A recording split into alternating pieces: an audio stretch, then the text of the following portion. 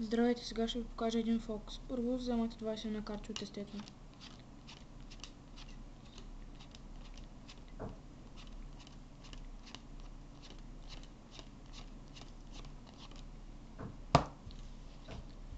След това карате някой зрител да си изтегли една карта. Да речем ето тази. Ето е вашата карта, двойка пика.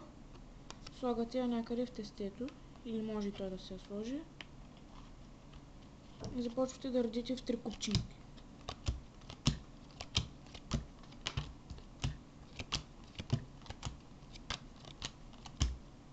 След това казвате на зрителя да каже в коя купчинка е неговата карта. В този случай ето тази. Събираме картите. Пак те в 3 купчинки.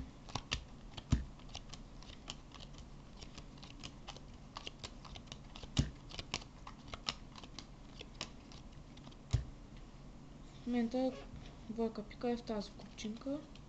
Вземате пак, събирате ги и пак ги нареждате в 3 купчинки.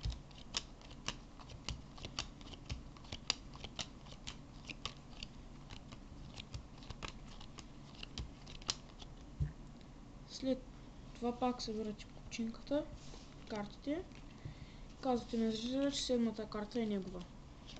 1, 2, 3, 4, 5, 6, ето я двойка пика.